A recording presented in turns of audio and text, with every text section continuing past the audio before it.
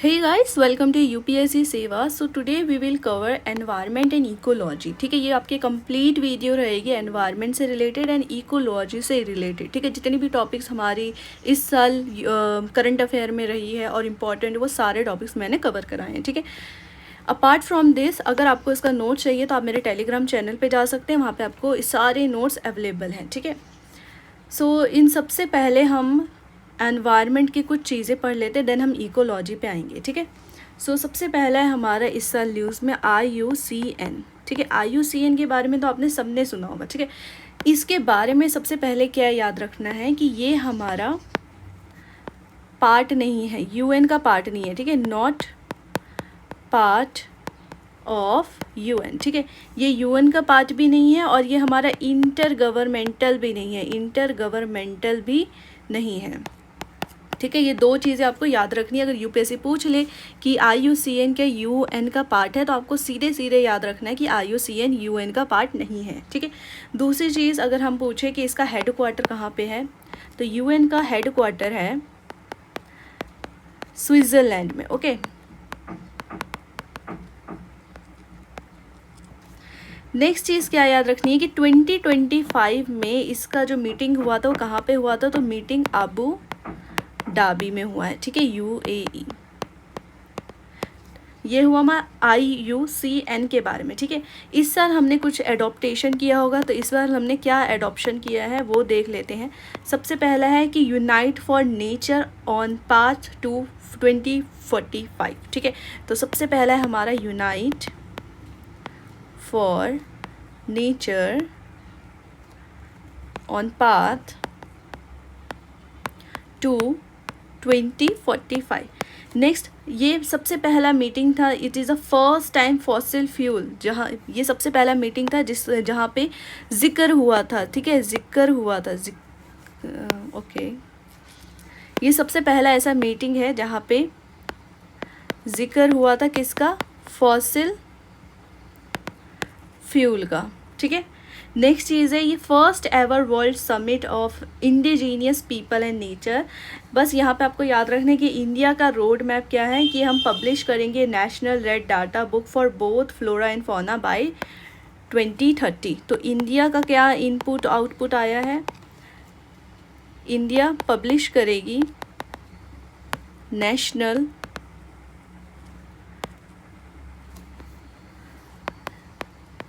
Red data book for both flora and fauna by 2030. ठीक है, तो ये हमारी इंपॉर्टेंट चीज़ रहे IUCN को लेके. ठीक है, सबसे पहले हमने पढ़ा कि ये हमारा UN का पार्ट नहीं है. ठीक है, दूसरी चीज़ हमने पढ़ा कि ये हमारा इंटर गवर्नमेंटल भी नहीं है. थर्ड चीज़ हमने पढ़ा कि इसका हेडक्वार्टर कहाँ है, 2025 में अबू धाबी में हुआ. एडॉप्टेशन में क्या क्या था कि फॉसिल फ्यूल का सबसे पहला जिक्र किया गया. देन हमने देखा है कि नेचर ऑन पाथ टू 2045 की बात की गई है. इंडिया ने यहाँ पे पब्लिश किया है नेशनल रेड डाटा बुक कि हम यहाँ पे फ्लोरा एंड फौना के लिए करेंगे 2030 तक. ठीक है, तो ये हमारी कुछ इंपॉर्टेंट चीज़ थे IUCN को लेकर. नेक्स्ट हमारा एक और टर्म आया इस साल न्यूज़ में, ये हमारा है कैंटर आर मिलर अवार्ड. ठीक है, इसके बारे में आपने सुना है या नहीं सुना है, आज जान लीजिए. कैंटर आर मिलर अवार्ड क्या चीज़ है, तो अगर कोई इनोवेशन करता है, ठीक है, इनोवेशन कर रहा है फॉर नेशनल पार्क के लिए कोई इनोवेशन हो रहा है तो उसको ये वाला अवार्ड दिया जाएगा. ठीक है, ये किसके द्वारा दिया जाता है, तो ये निकाला गया है by world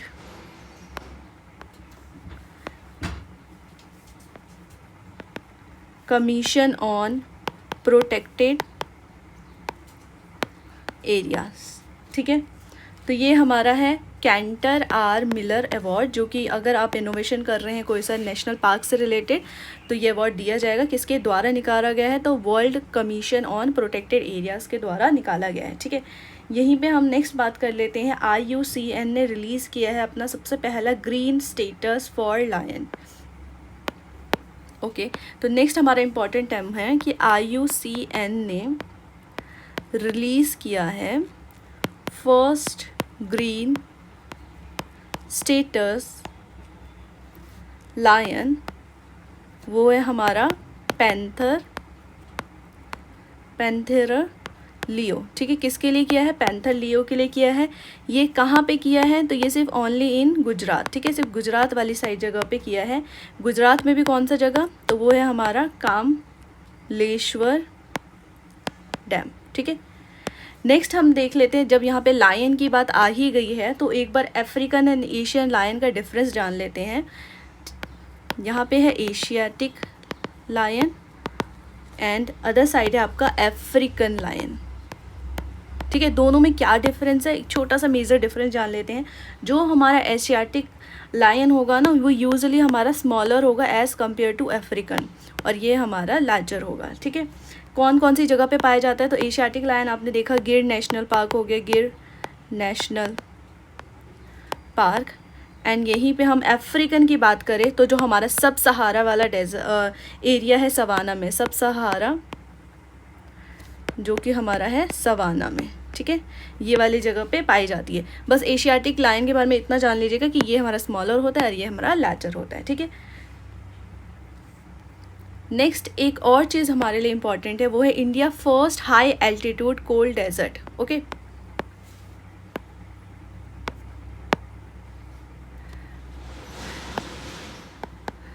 India first high altitude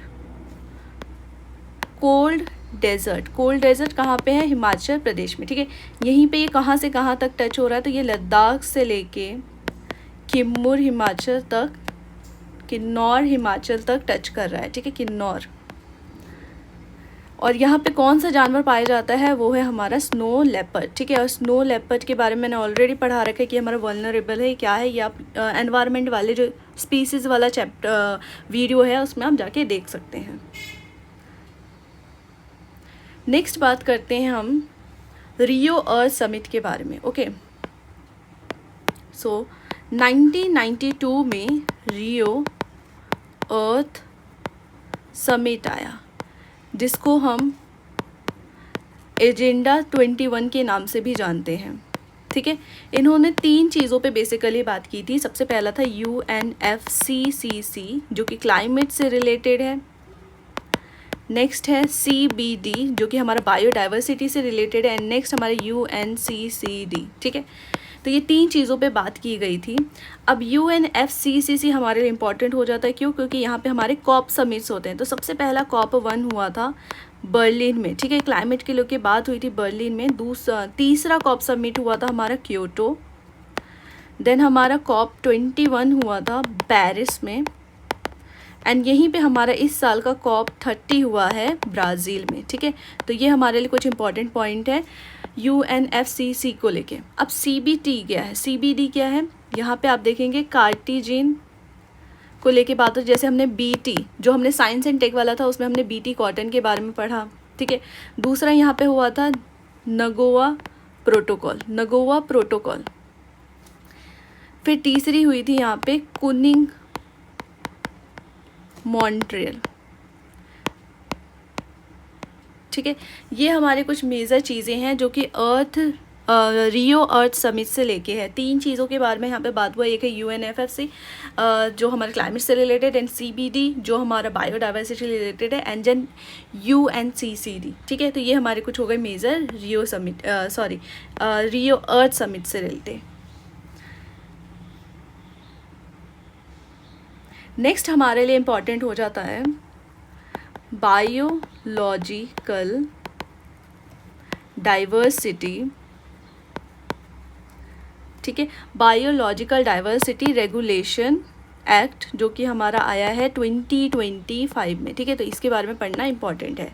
ये है क्या चीज़? यहाँ पे हमने इसको एम किया कि रेगुलेट करेंगे how benefit from use of biological resources and associated knowledge are fairly share. ठीक है, किसके द्वारा किया जाता है? तो it is notified with national biological authority. ठीक है, एम लिख लेते हैं, जो मैंने अभी बताया आपको कि एम क्या है, कि हम रेगुलेट करेंगे, regulate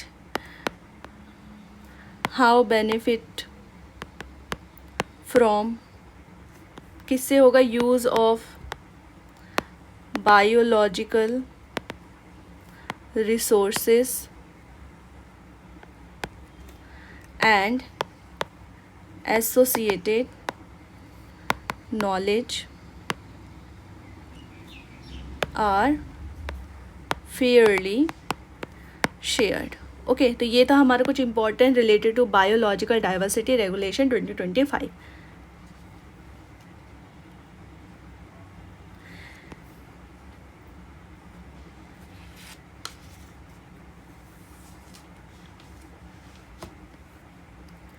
next term is same, ठीक है, SAIEE से ही हमने देखा 2021 टू 2025 बहुत बार न्यूज़ में रहा। इसका फुल फॉर्म जान ले तो ये है synchronous all India population estimation of elephant, ठीक है। तो ये हमारे एलिफेंट से रिलेटेड ये निकाला गया था 2021 में। तो इसका फुल फॉर्म है synchronous all India population estimation of elephant, ठीक है। सो अगर इसके बारे में देखें, ये एलिफेंट कंजर्व करने के लिए, प्रोटेक्ट करने के लिए निकाला गया है। सबसे ज़्यादा अगर हाईएस्ट एलिफेंट की बात करें तो हाईएस्ट एलिफेंट कहाँ पे पाया जाता है, वो है हमारा कर्नाटक, ठीक है। फर्स्ट DNA बेस्ड काउंट होगा वाइल्ड लाइफ इंस्टीट्यूट में कि किस तरीके से हम एलिफेंट को प्रोटेक्ट कर से ह्यूमन कॉन्फ्लिक्ट में ना आए और उनको हम सेव कर सकते हैं, ठीक है। यहीं पे जब एलिफेंट की बात हो रही है तो एशियाटिक एलिफेंट एंड इसी के साथ में अफ्रीकन एलिफेंट का डिफरेंस जान लेते हैं, ठीक है। दोनों में क्या डिफरेंस है, यूजली एशियाटिक जो होगा वो स्मॉलर होगा एज़ कम्पेयर टू हमारा अफ्रीकन, ठीक है, और ये यूजली हमारा लार्जर होगा। नेक्स्ट देखेंगे तो ये हमारा ट्विन डोम होगा, ठीक है। आप इसका बॉडी स्ट्रक्चर देखेंगे तो ये ट्विन होगा डोम, और इसका देखेंगे तो ये राउंड होगा। यहाँ पे आप देखेंगे तो ये हमारा कॉन्वेक्स होगा इसका बैक, ठीक है, कॉन्वेक्स बैक होगा, और यहाँ पे आपको कॉनकेव बैक देखने को मिलेगा। ये हमारे कुछ important related to elephant, okay.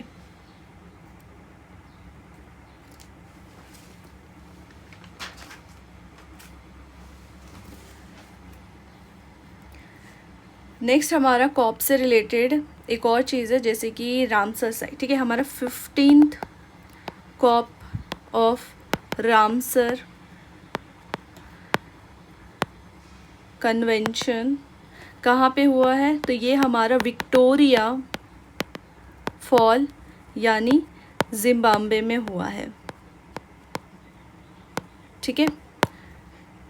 इस बार की थीम क्या रखी गई थी, तो थीम जान लेते हैं। थीम रखी गई थी protecting wetland of our common future, protecting wetland of our common future, ठीक है। ये है इस बार की थीम। नेक्स्ट अगर बात करें कुछ रामसर साइट्स के बारे में जो इस साल न्यूज़ में रहे हैं, सबसे पहला है हमारा कीचन वेटलैंड, ये है हमारा राजस्थान का फलोदी में, ठीक है। दूसरा है हमारा मन्नार वेटलैंड, ये भी हमारा राजस्थान पे है, उदयपुर में।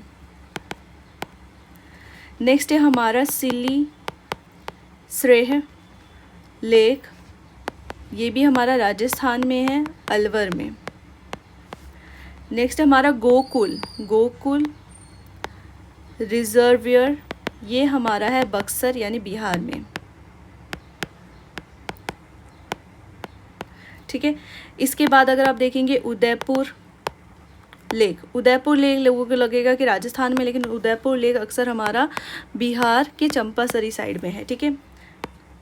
गोगा बील हमारा किस साइड है, गोगा बील लेक हमारा कटिहार यानी बिहार में है, कटिहार।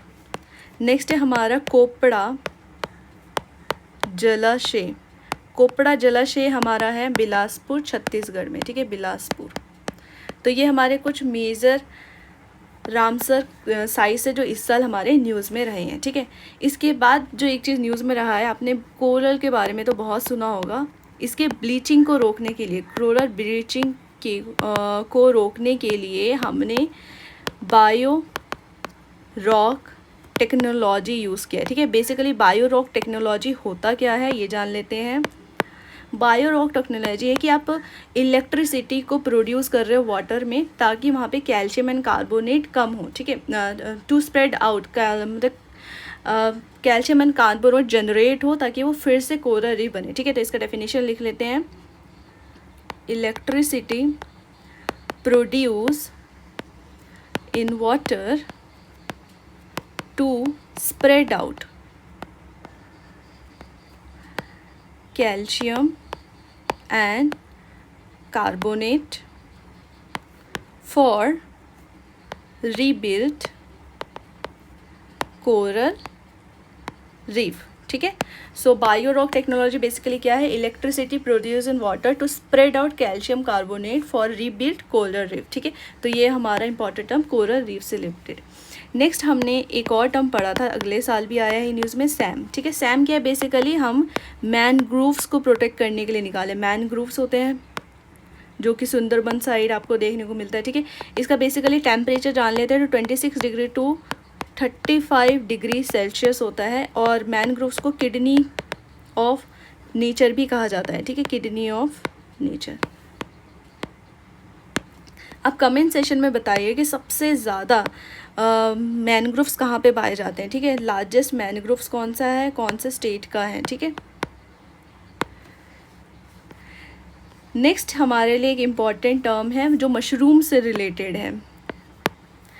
एक है हमारा ब्लू पिंक गिल और दूसरा है हमारा शटर कॉक मशरूम, ठीक है। ये दो जो हमारे मशरूम हैं ये हमें तेलंगाना में देखने को मिला है, ठीक है, तेलंगाना। अब थोड़ा ब्लू पिंक गिल मशरूम के बारे में जान लेते हैं, बेसिकली है क्या। तो ये जो मशरूम है ये आपका नेटिव है कहाँ का, न्यूजीलैंड का, ठीक है, नेटिव टू न्यूजीलैंड। दूसरी चीज़ आपको ये कहाँ पे देखने को मिला है, तो it's spotted in Kadamba reserve, ठीक है। यहीं पे हम इसकी बात करें, शटर कॉक मशरूम आपको कहाँ पे देखने को मिला है, तो ये हमारा कवल टाइगर रिजर्व में देखने को मिला है, ठीक है। नेक्स्ट एक ग्रासलैंड इस साल न्यूज़ में है, उसको भी कवर कर लेते हैं। इस ग्रासलैंड का नाम है सारा घट्टा ग्रासलैंड। ये ग्रासलैंड कहाँ पे पाया जाता है, तो ये हमारा बेंगलुरु में देखने को मिला, बेंगलुरु यानी कर्नाटक साइड, ठीक है।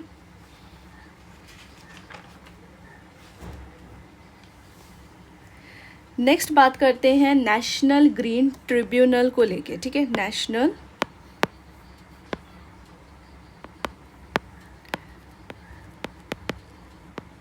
ग्रीन ट्रिब्यूनल, ठीक है। ये है क्या, तो ये हमारा एक स्टैट्यूटरी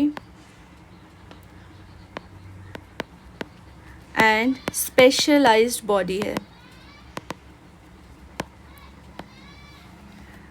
ये बेसिकली इस्टेब्लिश किया गया था 2010 में। इसका हेड क्वार्टर है हमारा न्यू दिल्ली, ठीक है। अगर आर्टिकल की बात करें तो आर्टिकल 323A भी हमारा नेशनल ग्रीन ट्रिब्यूनल के बारे में बात करता है। तो इन्होंने क्या क्या चीज़ें फ्रेमवर्क किया है आज तक, तो फ्रेमवर्क के बारे में जान लेते हैं। फ्रेमवर्क जिसमें से हमने देखा सबसे पहला फ्रेमवर्क एनवायरनमेंट प्रोटेक्शन 1986 निकाला इसी तहत से, ठीक है। फिर हमने देखा कि एयर प्रोटेक्शन आया 1981। फिर हमने देखा फॉरेस्ट प्रोटेक्शन आया, फॉरेस्ट कन्वर्सेशन आया, कन्वर्सेशन 1980। और इसी के अंदर हमारा पब्लिक इंश्योरेंस आया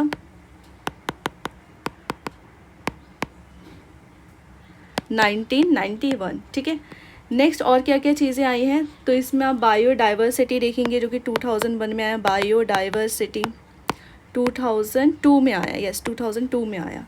वाटर कंजर्वेशन हमने निकाला, वाटर कंजर्वेशन 1974। देन हमने क्या निकाला, वाटर पॉपुलेशन से रिलेटेड निकाला, वाटर पॉपुलेशन 1977। ठीक है, तो हमने देखा कि नेशनल ओके वेट, ठीक है, नेशनल ग्रीन ट्रिब्यूनल था, ये एक स्टैट्यूटरी एंड स्पेशलाइज बॉडी है, इस्टेब्लिश 2010 में किया गया, हेडक्वार्टर न्यू दिल्ली था। आर्टिकल की बात करें तो पॉलिटी में 323A में इसके बारे में जिक्र है। ठीक है, इसके अंदर कौन कौन सी चीज़ें आ रही हैं, क्या फ्रेमवर्क है, तो हमने एनवायरनमेंट प्रोटेक्शन 1986 देखा, air protection, forest conserve, public insurance, biodiversity, water conservation and water population देखा।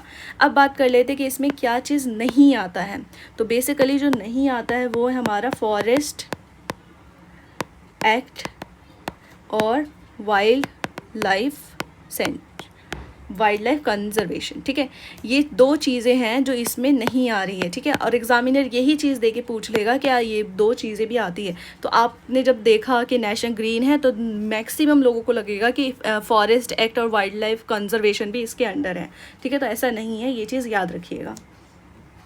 नेक्स्ट बात कर लेते हैं UNFCCC, जो कि जस्ट मैंने अभी ऊपर बताया, UNFCCC का यानी COP30 हमारा अभी कहाँ हुआ है, ब्राज़ील में, बेलम में। ठीक है, ब्राज़ील के बेलम में।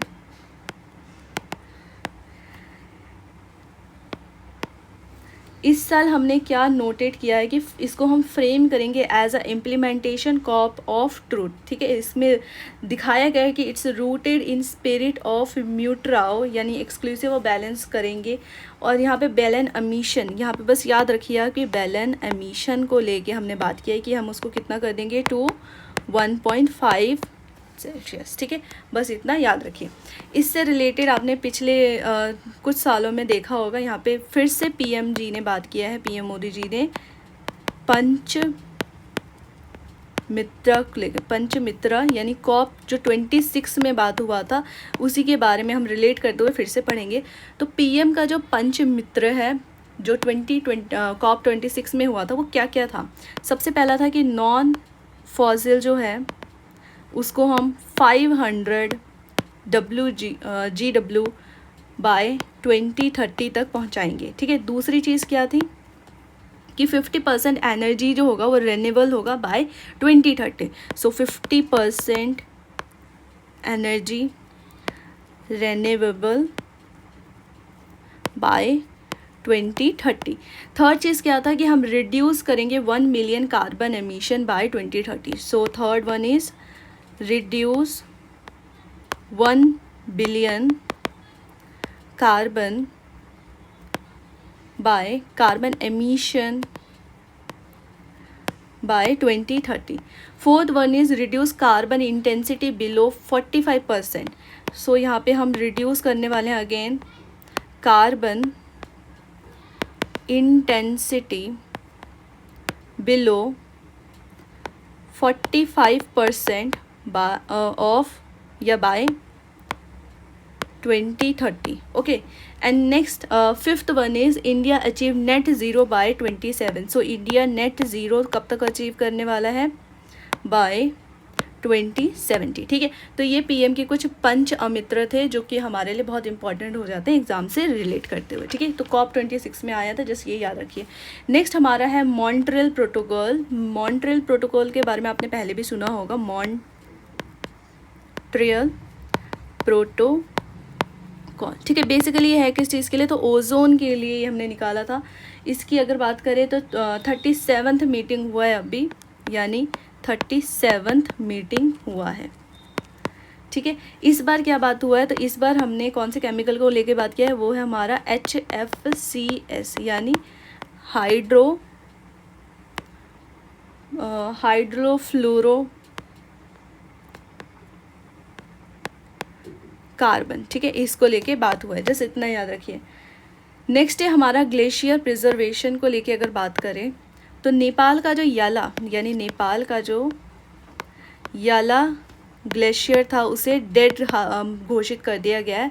बिकॉज अभी हमने देखा इसको डेड कर दिए बिकॉज ये श्रंक हो गया था 66% 1970 से लेके अगर अभी तक देखा जाए तो इसका 66% पार्ट जो है वो श्रंक हो गया, इसलिए अभी से डेडली घोषित कर दिया गया है। ये हो क्यों रहा है, ग्लेशियर इतनी जल्दी पिघल क्यों रहे हैं? Because reduce glacier will have less albedo effect. Albedo effect के बारे में हमने यूपीएससी एक और एग्ज़ाम जब हुआ था सीडीएस तब देखा था। एल्बीडो इफेक्ट क्या होता है? सो बेसिकली हमारा जो एल्बीडो इफेक्ट होता है इसमें जो हमारा जो आइज़ का एरिया है, ठीक है, कितना ज़्यादा शाइनी सरफेस हो रहा है। जैसे आप देखोगे तो आइज़ पे ना बहुत ज़्यादा शाइनी होता है, सनलाइट बहुत ज़्यादा पड़ता है तो वो क्या होता है, जल्दी जल्दी पिघलता है। इसी तरीके से आप ग्रास पे देखोगे, ग्रास पे किस तरीके से सनलाइट पड़ रहा है, ठीक है, उस को कहते हैं एल्बीडो इफेक्ट।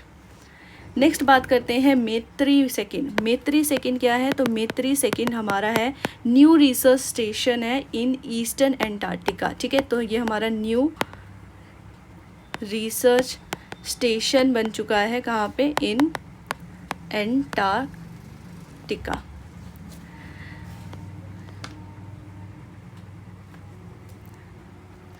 नेक्स्ट एक और टर्म आता है आर्कटिक एम्प्लीफिकेशन। आर्कटिक एम्प्लीफिकेशन के बारे में आपने इससे पहले भी सुना होगा। इसमें क्या होता है? फेनोमिनम होता है जहाँ पे where climate warms more quickly than other areas, ठीक है। यहाँ पे हम देखते हैं phenomenon where climate warms more quickly than other areas. Okay, so यहाँ पे हाई और हाई टेम्परेचर इन सब की वजह से हम देखते हैं यूजुअली क्विकली वार्म होता है, ठीक है। नेक्स्ट बात कर लेते हैं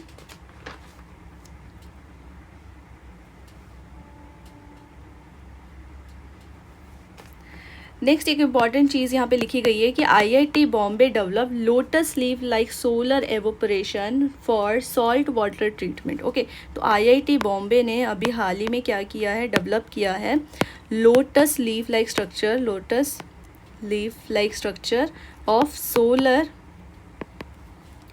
एवोपरेशन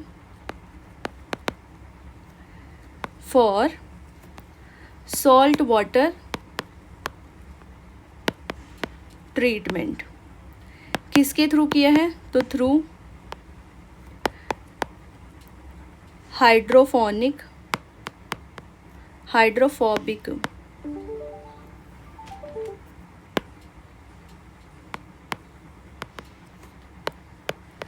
ग्रेफाइन बेस्ड मटेरियल, ठीक है। तो ये हमारा कुछ आईआईटी बॉम्बे से लेके इम्पॉर्टेंट है।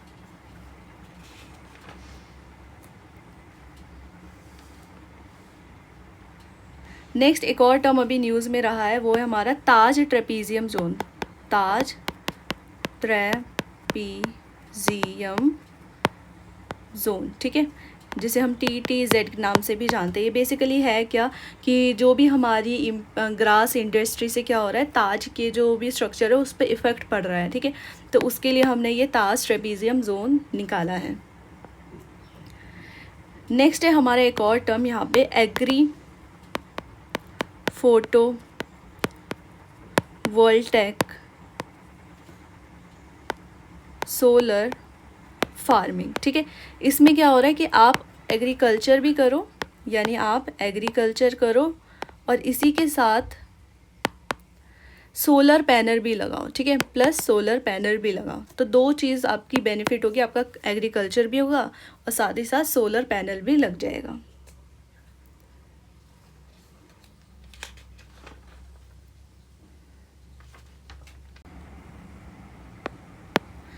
Okay, so next is organic farming and natural farming. So basically इन दोनों में क्या डिफरेंस है जैसे ये जान लेते हैं। सो हमारा जो ऑर्गेनिक फार्मिंग होगा वो इन्वॉल्व करेगा off farm purchase organic and biological inputs. यहाँ पे उनको क्या चाहिए होगा, सॉइल करेक्शन चाहिए होगा, ठीक है। ये हमारा बेसिकली किस पे बेस्ड होता है, तो need based soil correction, okay, correction.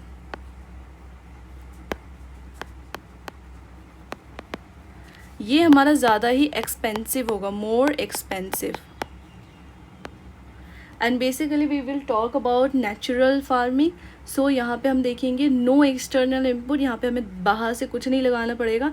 जो हमारा सामने में है जैसे कि अर्थवर्म हो गया, वेजिटेबल्स हो गए, हम इन्हीं चीज़ों को डिकम्पोज करके लगाएंगे, ठीक है। सो हम डिकम्पोज करेंगे, अर्थवर्म हो गया, वेजिटेबल्स हो गए, इन सारी चीज़ों को हम डिकम्पोज करके लगाएंगे।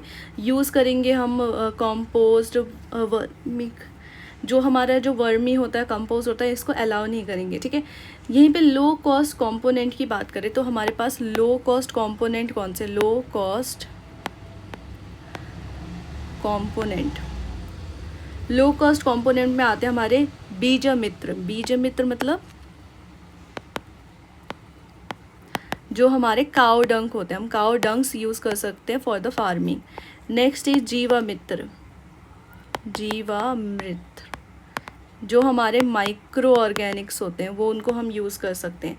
देन हम मल्चिंग कर सकते हैं, मल्चिंग जो हम लेयर बिछा देंगे सॉइल पे, देन वो हमारा फर्टाइल हो जाएगा, बेसिकली सॉइल हमारा बहुत अच्छे से प्रिपेयर हो जाएगा। देन हम कर सकते हैं वपासा, वपासा, ठीक है। वपासा क्या होता है कि हम अर्थ वॉर्म यूज़ कर रहे हैं for the farming. And then next plant protection, ठीक है। तो basically organic farming and natural farming both have various differences, like organic farming more expensive as compare to natural farming, because natural farming में हम तो अपनी चीज़ें use कर रहे हैं ना, लाइक हमारा जो किचन का वेस्टफुल वेजिटेबल्स हो गए, प्याज के छिलके हो गए, ठीक है, वेस्टफुल जो चीज़ें हो गई हम उनको कंपोज करके यूज़ कर सकते हैं। देन हमारा काउ डंक है, माइक्रो मल्चिंग, ये सारी चीज़ें हमारी नेचुरल फार्मिंग में आई, ठीक है। Next we will talk about reclaim framework. So reclaim framework, reclaim framework, so basically it is for to control coal, okay, so coal controller organization हमने बनाया, organization। सो रीक्लेम का मतलब क्या होता है, रीक्लेम में ही आपके बहुत सारी चीज़ें नहीं होती है, जैसे कि RECLAIM, ओके। सो R से है रीचमेंट, E से है इन्विजन,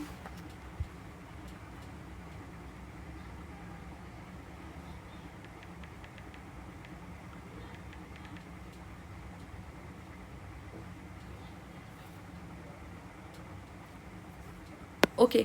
सो आर से है हमारा रीच आउट, ठीक है, रीच आउट। ई से है हमारा इन्विजन, सी से है को डिज़ाइन, एल से है लोकलाइज, ए से है एक्ट, आई से है integrate, okay. And then M से है हमारा मेंटेन, ठीक है। तो बेसिकली ये क्या है, कोल कंट्रोल को करने के लिए कौन कौन सी चीज़ें हम कर रहे हैं, तो ये पूरे से आप इसका याद कर सकते हैं, ठीक है।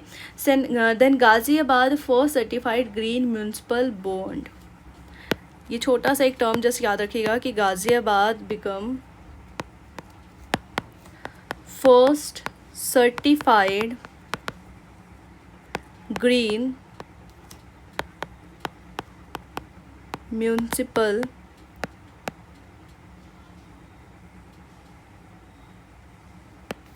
bonds. Next we will talk about agroforest system in India. Agroforestry system in India. So कितने तरीके के हैं एग्रो, जैसे कि हम बोलेंगे agro silviculture. Agro silviculture basically क्या होता है, एग्रो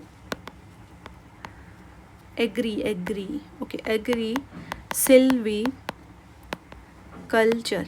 यहाँ पे हम देखते हैं कि क्रॉप्स भी उगा रहे हैं और इसके साथ में हम ट्री भी उगा रहे हैं, ठीक है। Next one is agri horticulture, agri horticulture.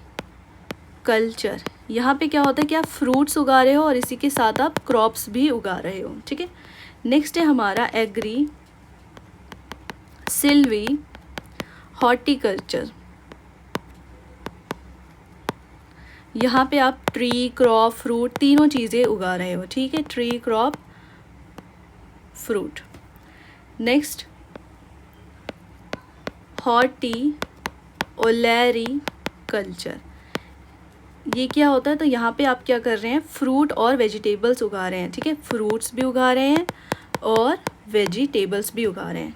Next है हमारा agri silvi pasture, agri silvi pasture, ठीक है। यहाँ पे आप ट्री उगा रहे हैं और इसी के साथ आप कैटल्स को भी देख रहे हैं। नेक्स्ट है हमारा Silvi pasture life stock. Okay, तो सिल्वी पेस्चर में क्या होगा कि ट्री भी होगा, फॉरेस्ट क्रॉप भी होगा एंड लाइफ स्टॉक भी होगा। यहीं पे हम देखें लाइव फेंस में क्या होगा, तो श्रब और ट्रीज दोनों चीज़ें देखेंगी। सिल्वी या फिर हॉर्टी सेरिकल्चर में देखें तो फ्रूट एंड सेरिकल्चर होगा। सिल्वी ऑरियो कल्चर में देखें तो ये हमारे पे ट्री और वेजिटेबल दोनों चीज़ें नज़र आएंगी। हॉर्टी पेस्चर में देखें तो फ्रूट ट्रीज भी होगा और इसी के साथ आपको एनिमल भी नज़र आएगा, ठीक है। तो ये बेसिकली हमारे कुछ पॉइंट्स है जो एग्रो फॉरेस्ट्री सिस्टम है हमारी इंडिया में, उससे लेके, ठीक है। नेक्स्ट बात कर लेते हैं हम सीड मैनेजमेंट को लेके। सीड मैनेजमेंट,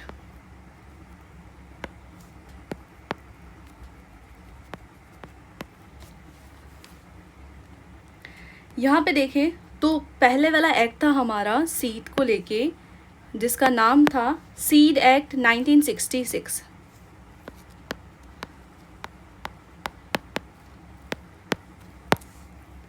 और यहाँ पे नेक्स्ट आया हमारा ड्राफ्ट सीड बिल 2025, ठीक है।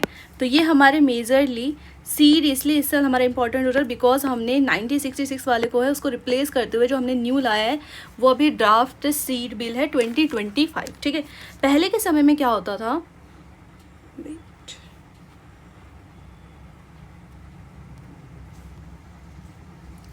सो फर्स्टली देखोगे तो सीड एक्ट 1966 में क्या था कि लिमिटेड टू नोटिफाइड वेराइटीज़। यहाँ पे जितने भी सीड्स थे वो एक तो वेरीफाइड नहीं थे, दूसरी चीज़ क्या था कि वो रजिस्टर्ड नहीं थे, ठीक है। और तीसरी चीज़ क्या था कि अगर आपका सीड आप लेते भी है और वो ख़राब निकलता है तो कोई भी पेनल्टी नहीं था, कोई भी आपको कंपनसेशन नहीं दिया जाता था, ठीक है। तो बहुत सारी चीज़ें थी, जैसे कि इसमें था वेरीफाइड नहीं था। दूसरी चीज़ आप देखते हैं कि यहाँ का कोई रजिस्ट्रेशन ही नहीं था। तीसरी चीज़ आपको ना ही कोई पेनल्टी मिलती है अगर आपका क्रॉप भी ख़राब होता है, तो ना ही आपका कोई कंपनसेशन भी मिलता है, ठीक है। नेक्स्ट अभी के टाइम में हमने देखा कि अब जितनी भी सीड्स होंगे सबसे पहले तो उसका वेरीफाइड किया जाएगा, मैंडेटरी है कि उसका रजिस्ट्रेशन हो, मैंडेटरी है कि वो रजिस्टर्ड सीड्स हो, ठीक है, वेरीफाइड हो। एंड तीसरी चीज़ है कि अगर इसमें 3 टायर पेनल्टी सिस्टम भी लगाया गया है, अगर ये सीड बेकार निकलता है तो इसमें आपको पेनल्टी भी मिल सकती है, ठीक है। 3 टायर सिस्टम लगाया गया है। यहीं पे फार्मर क्या कर सकता है कि सेव कर सकता है, उसको एक्सचेंज कर सकता है या फिर सेल कर सकता है उन अपने सीड्स को, ठीक है। तो ये हमारा बेसिकली कुछ इंपॉर्टेंट सीड्स से रिलेटेड है। यहीं पे हम बात कर लेते हैं कि 3 जनरेशन के सीड्स भी होते हैं, 3 जनरेशन ऑफ सीड, जिसमें सबसे पहला है ब्रीडर सीड। इसके बारे में अगर आप देखेंगे तो ये न्यूक्लियस सीड होता है, न्यूक्लियस सीड वैरायटी होती है, ठीक है, न्यूक्लियस।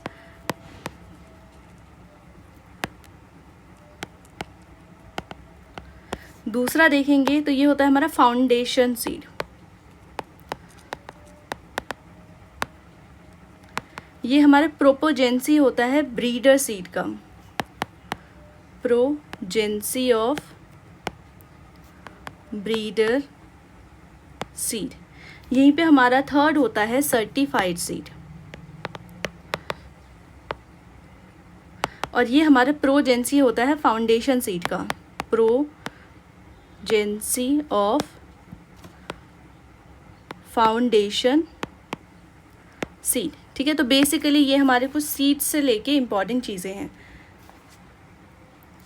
यहाँ पे मैंने हम सारी चीज़ों के बारे में कवर किया है कि कौन कौन सी चीज़ है क्या इस बार न्यूज़ में आ सकती है। ठीक है, तो बेसिकली अब हम अफ्रीकन राइनोसॉर्स एंड एशियन का भी डिफरेंस जान लेते हैं। तो अफ्रीकन राइनो और एशियन राइनो में क्या डिफरेंस है। ठीक है, आप देखेंगे जो हमारा अफ्रीकन राइनो है ये लेस आर्मॉइड होता है। ठीक है, इसका जो लुक होता है वो लेस आर्मॉइड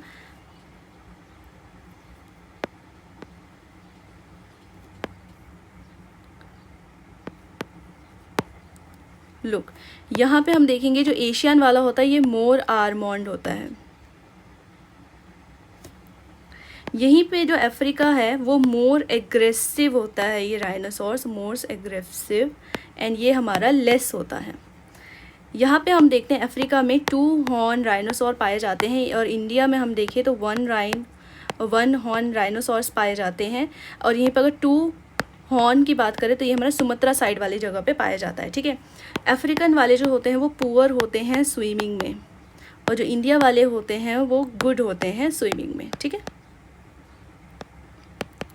नेक्स्ट बात करें, ये जो फाइट करते हैं ये फाइट करते हैं with horn, fight with horn, और जो इंडिया वाला होता है या एशियन वाला जो होता है वो फाइट करता है with bottom teeth, fight with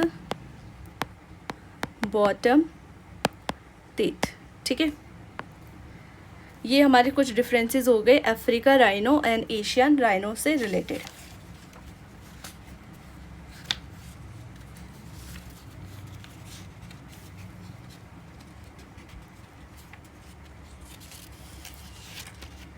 okay, तो ये हमारा एनवायरनमेंट से रिलेटेड कुछ चीज़ें हमने कवर की हैं। अब चलते हैं इकोलॉजी पे।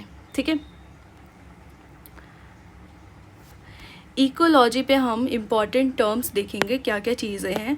तो इकोलॉजी का मतलब क्या होता है। इकोलॉजी एक फंक्शनल यूनिट है जहाँ पे ऑल लिविंग ऑर्गेनिज्म एक दूसरे के साथ इंटरेक्ट करते हैं। ठीक है, फिजिकली एनवायरनमेंट में रह रहे हैं।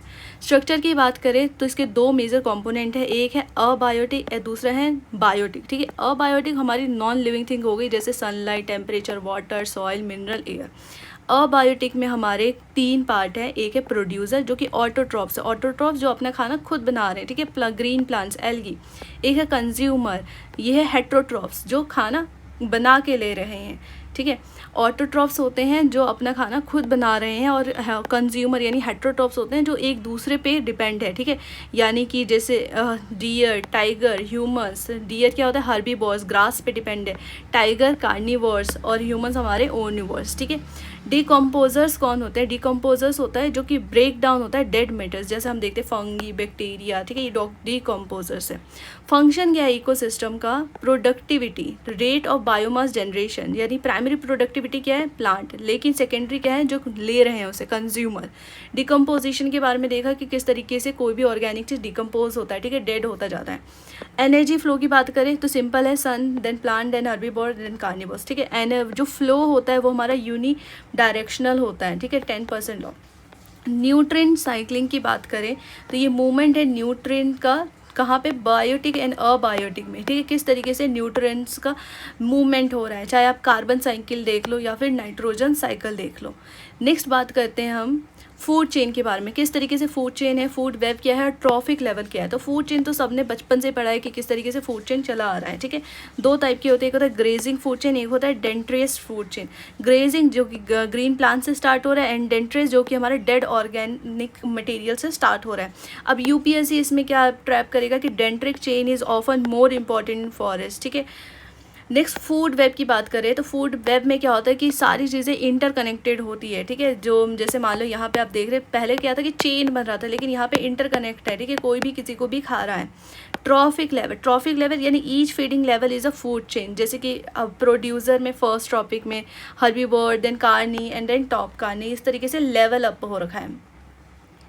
Next we will talk about ecological pyramid, ठीक है। बेसिकली इकोलॉजिकल पिरामिड जैसे कि 3 टाइप के होते हैं, जिसमें सबसे पहला है पिरामिड ऑफ नंबर, जिसमें शो करता है सबसे ज़्यादा ऑर्गेनिज्म। जो पिरामिड ऑफ नंबर होता है ये हमेशा अपराइट होगा और ये इन्वर्टेड होगा, ठीक है।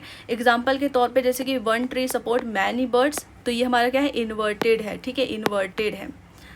नेक्स्ट है pyramid of biomass. Pyramid of biomass जो है ये हमेशा अपराइट होगा टेरेस्ट्रियल में, लेकिन इन्वर्ट होगा एक्वेटिक में, ठीक है।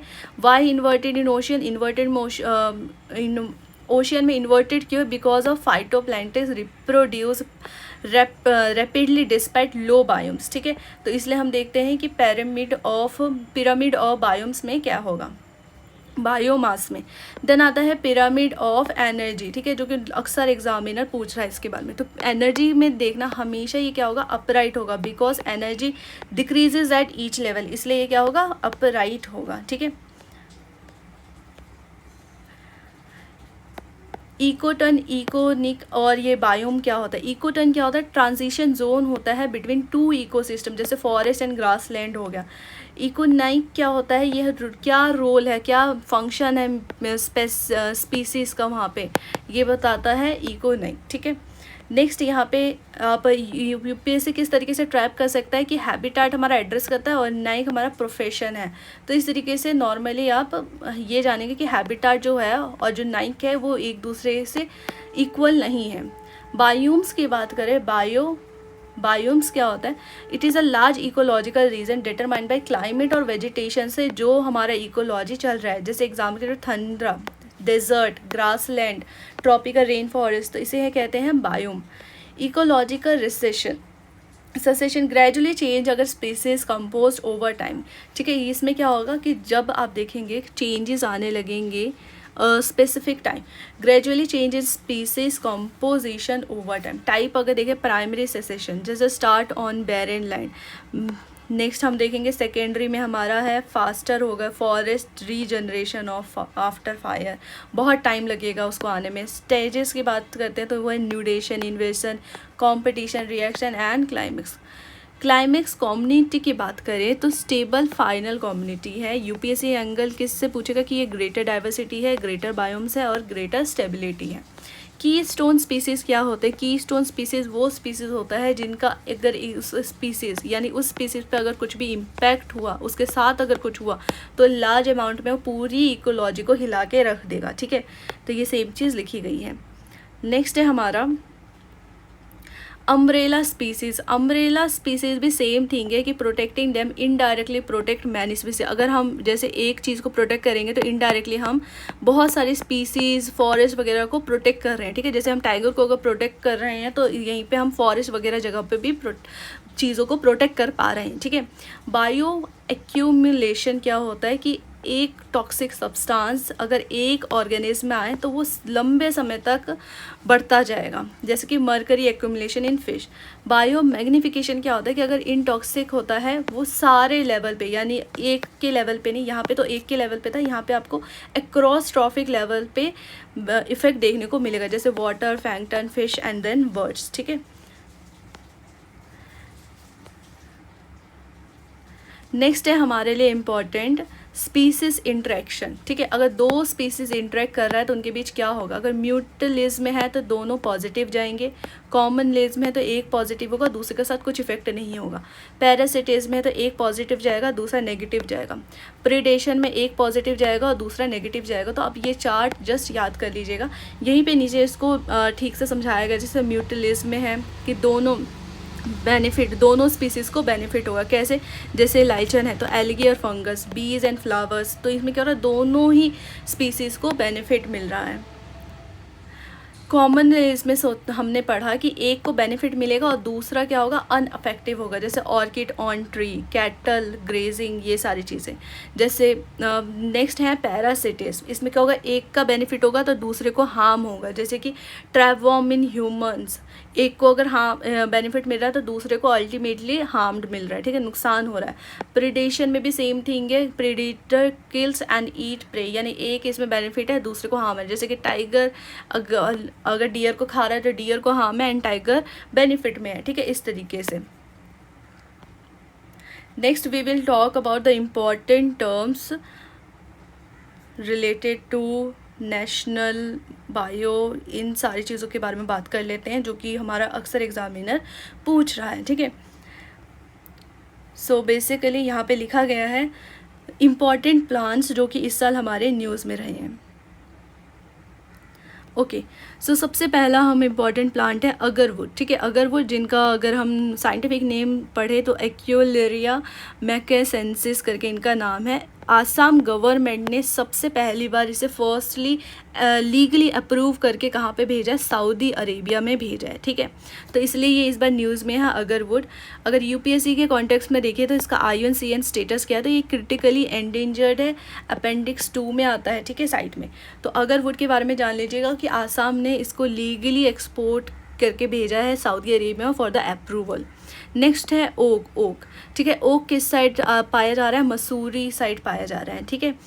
देन है यूकेलिप्टस, ये हमारा जो है केरल गवर्नमेंट ने अलाउ किया है प्लांट करना इसको। नेक्स्ट है प्रोपिस जूलीफ्लोरा, ये हमारा कौन से साइड पाया जाता है, तो बन्नी ग्रासलैंड ऑफ गुजरात साइड में बहुत ज़्यादा स्प्रेड हो चुका है ये। इस साल सबसे फेमस आपका न्यूज़ में रहा है इंडिया फर्स्ट एल्गी ट्री जो कि इंस्टॉल किया गया है भोपाल में, ठीक है। तो इंडिया का फर्स्ट एल्गी ट्री कहाँ पे इंस्टॉल किया गया है, भोपाल में। तो यूपीएससी मेजरली ऐसे क्वेश्चंस पूछ रही है आजकल। नेक्स्ट हम बात कर लेते हैं कुछ कौन सी हाईली प्रोबेबल स्पीसीज और न्यूज़ में, जो कि मैं ऑलरेडी स्पीसीज़ वाले वीडियोज़ में कवर कर चुकी हूँ, ठीक है। तो आप एक बार वो वाली वीडियो देख लीजिए। नेक्स्ट कुछ की स्पीसीज़ बात कर लेते हैं बटरफ्लाई से रिलेटेड, जैसे हैं बस्कर ड्यूक, ठीक है। ये अभी कहाँ पे डिस्कवर हुआ है, अरुणाचल प्रदेश में हुआ है और इसका नाम रखा गया है यूथैलिया जुबन गर्गी, जो कि हमारे आसाम के सिंगर थे जुबन गर्ग, उससे रिलेट करके इसका नाम रखा गया है। देन है golden bird wing, golden bird wing सबसे बड़ा बटरफ्लाई है। माइग्रेटरी मोनार्क बटरफ्लाई जिसका साइंटिफिक नेम है डेनस फ्लेक्सिपस, ये हम देख रहे हैं कि अमेरिका से माइग्रेट करके आती है और ये IUCN में इंडेंजर्ड पाई जा रही है, ठीक है। नेक्स्ट कुछ स्टेट और उसके बटरफ्लाइज के बारे में बात कर लेते हैं। महाराष्ट्र का है ब्लू मॉर्मोन, कर्नाटक का है शाइडली बर्ड विंग, अरुणाचल प्रदेश का है केसर हिंद, केरला का है मलाबार बैंड पीकॉक, सिक्किम का है ब्लू ड्यूक और मध्य प्रदेश का है ऑरेंज ओक लीफ, ठीक है। ये हमारे हो गए कुछ important butterflies cover. Next we will talk about 12 beaches, ठीक है। हमने देखा कि सबसे पहले जब ब्लू फ्लैग बीचेस निकाले तो वो 8 थे, अभी के समय में वो 12 है, ठीक है। तो यहाँ पे जस्ट लिखा गया कि कौन कौन सा बीचेस कहाँ कहाँ पे, जो आपने ऑलरेडी पढ़ रखा है, जस्ट इनको एक बार रीड कर लीजिए। नेक्स्ट 2026 में हम देख रहे हैं कि हमारे पास बायोस्फीयर रिजर्व कितने हैं, तो टोटली अभी 18 बायोस्फीयर रिजर्व है हमारे पास, और जिसमें हम इम्पॉर्टेंटली यहाँ पे मार्क कर सकते हैं, जैसे जो अभी के समय में सिल्पीपाल है, डिब्रू सिखोई है, दिहांग दिबांग है, ये सारे हमारे इम्पॉर्टेंट की रिजर्व्स हैं, ठीक है। Next we will talk about coal, ठीक है। कोल, आयरन और मैग्नीशियम जो भी हमारे मिनरल रिजर्व है बेसिकली उनके बारे में। तो आपको पता होगा कि कोल की बात करें तो झारखंड में हमारा है झरिया एंड बोकारो, उड़ीसा में है तालचर, ठीक है, मेजरली कोल के लिए। आयरन ओर के लिए कहाँ है, उड़ीसा और छत्तीसगढ़ में है, और फिर मैग्नाइट के लिए केरला में है। बॉक्साइट की बात करें तो उड़ीसा, छत्तीसगढ़, महाराष्ट्र में है। कॉपर की बात करें तो हमारा झारखंड का सिंहभूम और मध्य प्रदेश का बालाघाट। लिथियम की बात करें तो Jammu Kashmir is the famous and ये हमारा 6th लार्जेस्ट है इन द वर्ल्ड, ठीक है। तो बेसिकली हमारे कुछ मिनरल रिजर्व्स यहाँ पे लिखे गए हैं। Next we will talk about in 2026 total tiger reserves कितने हैं, तो वो 58 है, ठीक है। टोटल टाइगर रिजर्व अब हमारे पास 58 है।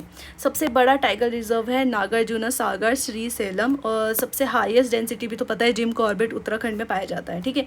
यहीं पे ये सारे टाइगर रिजर्व्स है जो कि हमारे 2026 के न्यूज़ में है, जैसे मध्य प्रदेश में है कान्हा, बांधवगढ़, पन्ना, पेंच, सतपुरा, संजय, डुबरी। यहीं पे महाराष्ट्र में है मेलघाट, डोबा, आंध्री, पेंच। ये सारे जस्ट आप एक बार रीड कर सकते हैं, ठीक है।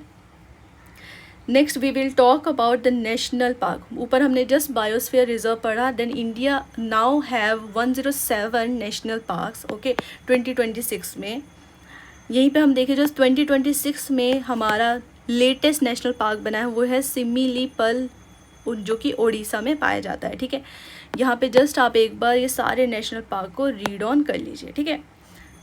तो यहाँ पे हमारा बेसिकली टोटल कवर हो जाता है, चाहे एनवायरनमेंट हो या इकोलॉजी हो, वो सारी चीज़ें हमारी कवर हो गई है। तो मिलते हैं नेक्स्ट क्लास में, थैंक यू।